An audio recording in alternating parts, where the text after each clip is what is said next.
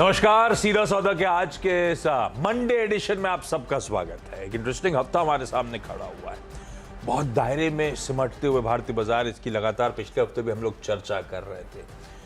लगातार narrow down, volatility एकदम ठंडी पड़ती हुई, बड़े इवेंट सारे प्ले आउट हो चुके थे। अब इस हफ्ते दरअसल बहुत ज़्यादा नीडल को मूव करने वाले इवेंट्स नज़र नहीं आ रहे हैं मुझे, बजाय सिर्फ इसके कि इन्फ्लेशन रिपोर्ट हमारी आनी है। हमारे से तो ज़्यादा फर्क नहीं पड़ना, हमारा तो ट्रेंड हमें क्लैरिटी है। यूएस की इन्फ्लेशन रिपोर्ट, वो ट्रेंड कंटिन्यू हो रहा है नहीं हो रहा, वो कल आनी है। देखते हैं इनसे मार्केट मूव करता है कोई डिसाइसिव तरीके से या नहीं।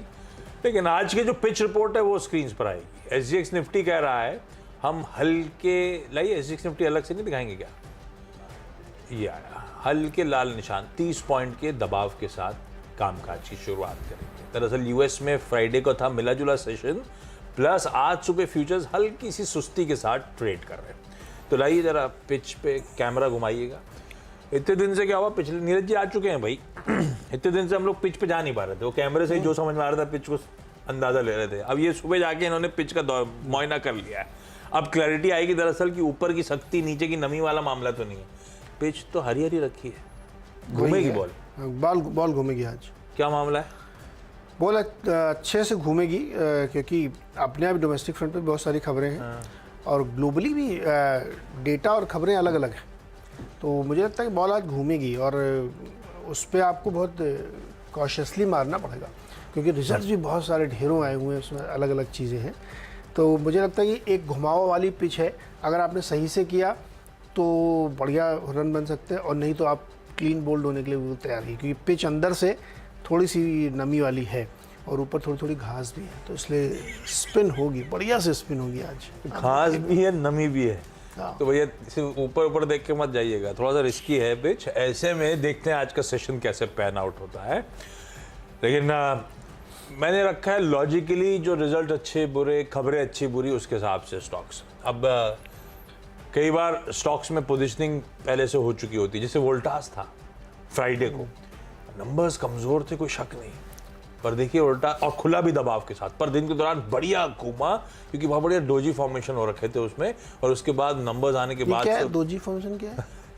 तो कभी भी वो कैंडल आते हैं, कैंडल में जब वो ऑलमोस्ट ना के बराबर ओपन और हाई का गैप रह जाता है, जो पूंछ निकली रहती है, सिर्फ आगे पीछे ऊपर नीचे पूंछ निकली हुई है और वो कैंडल एकदम फ्लैट है, तो वो दरअसल दिखा रहा है कि बुल्स और बीयर्स के नीचे टसल है, है ना, और वो टसल ओपन और हाई एकदम जो है दिन का एकदम सिमटा हुआ। तो टसल के बीच में दरअसल डोजी हमेशा बताता है कि जो यहाँ पे इनडिसाइसिव है बाजार और यहाँ से ईदर वेज बहुत तगड़ा मूव कर सकता है।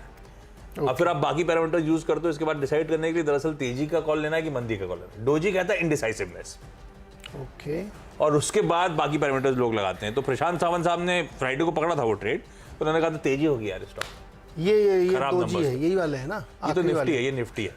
ये कैंडल, ये तो बहुत, इसकी तो मोटा है, वो तो एकदम ही चिमटी हुई रहती है डोजी।